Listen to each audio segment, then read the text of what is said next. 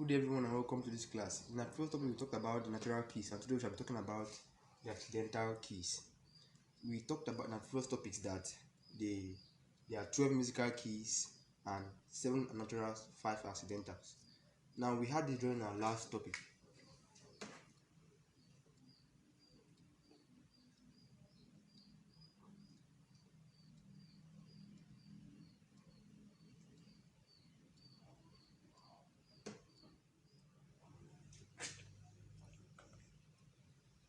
Now looking at this diagram, we only have natural keys here. Now how do we derive the accidental keys? Accidental keys are derived by sharpening or flattening natural keys. Now to sharpen a natural key means to increase the sound of that key by a semitone. So if I'm to sharpen key C, I am to increase the sound of key C by a semitone, and my endpoint will be here because the semitone from here falls here. Now over to flattening. Flattening means to reduce the sound of a key by a semitone. So if I'm to reduce the sound of key D by a semitone, my endpoint will be here because from here to here is semitone, here to here is the semitone.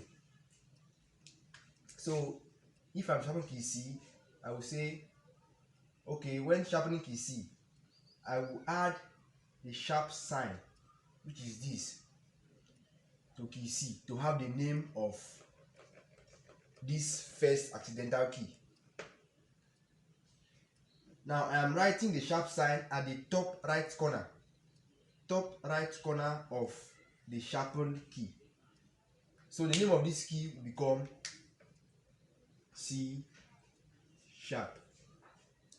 Likewise, if I sharpen key D, I am increasing the sound by a semitone and my endpoint will be here. So the name of this key will be D sharp because I'm going to add the sharp sign to key D, which I sharpened to have this key. Now over to key E. If I sharpen key E, my endpoint will be F because sharpening entails moving a semitone in front. So my semitone from here is here, which already has a name. So key E has no sharp. So sharpening key F, my endpoint is here. So this key becomes key F sharp. Writing the sharp sign above the sharpened key. Name of this key will become key G sharp, and this becomes key A sharp. Now in the aspect of flattening natural keys, if I flatten key C, my endpoint will be B because like we said earlier in our previous topics, we have C, D, E, F, G, A, B, and when repeated you see have C, D, E, F, G, and so forth. So flattening key C, semitone from key C behind will be B. So key C has no flat. Now over to key D. Flattening key D means reducing the pitch or the sound of key D by a semitone. So reducing the sound by semitone will give us this as our endpoint. Now, how do we know the second name of this key? We are going to add the flat sign at the top right corner of the flattened key. So we're going to have this as the name of this key, D flat.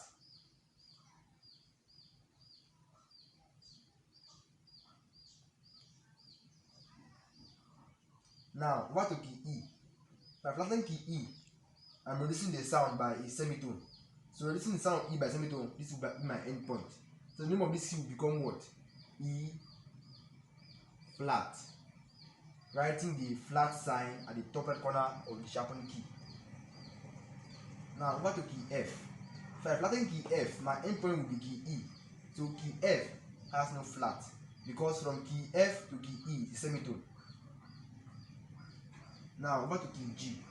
If I flatten key G, my endpoint will be here. The name of this key is G flat, and this will be A flat, this will be B flat.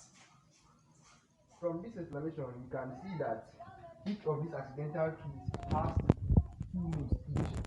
And now we added the flat sign to key D because key D was flattened to have this key.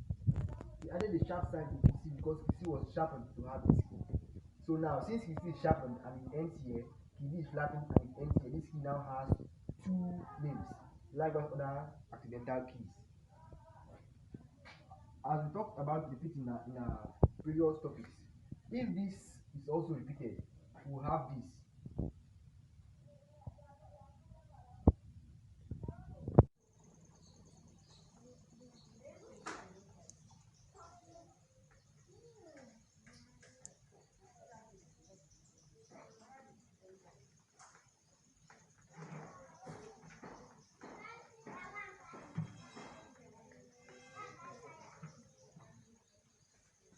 Now you can see that is what we have from here to here. That has been repeated from here to here and from here to here.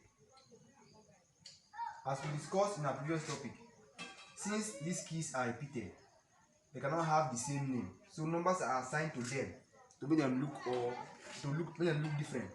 So since this is C1, this is D1, this is E1, this is F1, this is G1, this is A1, and this is B1, because they are the first natural keys on the keyboard. This is the first C, second D, first C, first D, first E, first F, first G, first A, first B. Now, the accidental keys are also the first accidental keys on the keyboard. So you also assign 1 to them, meaning that this is 1, C sharp 1, D flat 1, D sharp 1, E flat 1, F sharp 1, G flat 1, G sharp 1, A flat 1, A sharp 1, B flat 1. Now getting to C, it becomes 2 because you have C1 here. The second C becomes C2, D2, E2, F2, G2, A2, B2, C3. Okay, sorry, let's come back this way. This becomes C sharp 2, D flat 2, D sharp 2, G flat 3, G sharp 3, A flat 3, A sharp 3, and B flat 3. Showing that this is the first C sharp, this is the first D1, and when D is repeated, you have D2. Where C sharp is repeated, you have C sharp 2. Where F sharp is repeated, you have F sharp 2. And when it gets to C3, it becomes C3 because you have C1, C2, and C3. Everything on this octave becomes 3, carries 3. Now, like we discussed in our previous topic, we said from C1 to C2 is an octave. And we said an octave is a distance between two notes where there are 12 semitones. So if from C1 to C2 is an octave, definitely from D1 to D2 is an octave. From C sharp 1 to C sharp 2 is an octave. From D sharp 2 to D sharp 3 is an octave. From C2 now to C3 is an octave. So this is how it goes. From here to my repeated brother above, it's an octave. From here to here, it's an octave. From here to here, it's an octave. I believe we understand. Even when we don't understand, please you can send in your questions. Thank you.